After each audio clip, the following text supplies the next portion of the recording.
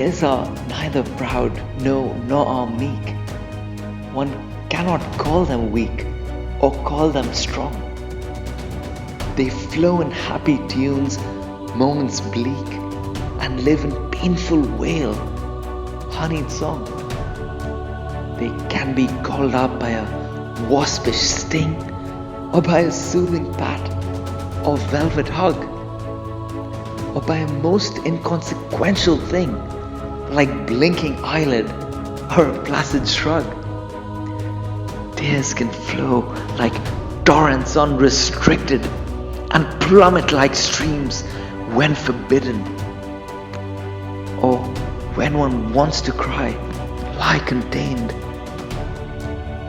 in bowers of the soul, calm and hidden, in dreamless slumber or when wide awake.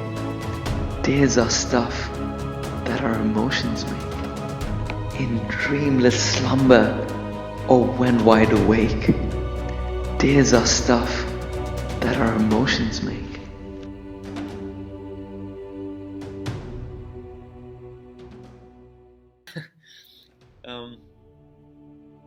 In this sonnet, there's a sense of acknowledging the ambivalence of tears.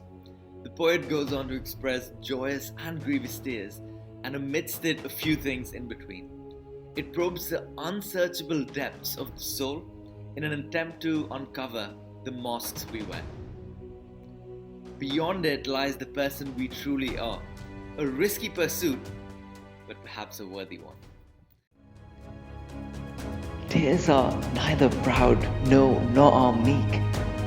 One cannot call them weak or call them strong.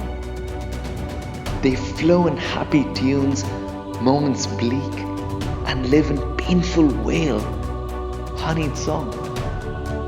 They can be called up by a waspish sting, or by a soothing pat, or velvet hug, or by a most inconsequential thing like blinking eyelid or a placid shrug. Tears can flow like torrents unrestricted and plummet like streams when forbidden.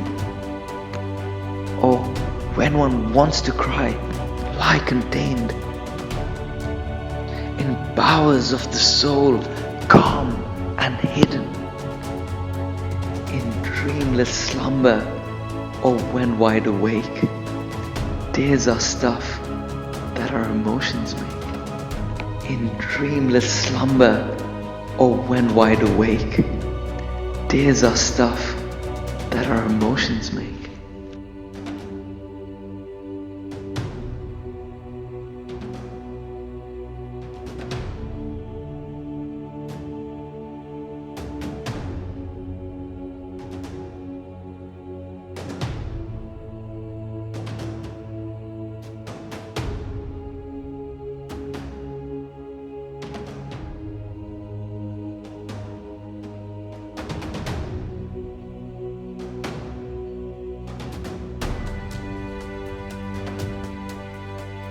Please comment, like, share and subscribe to our channel for weekly content of poetry, music videos, artist interviews, roundtables and cultural dialogues.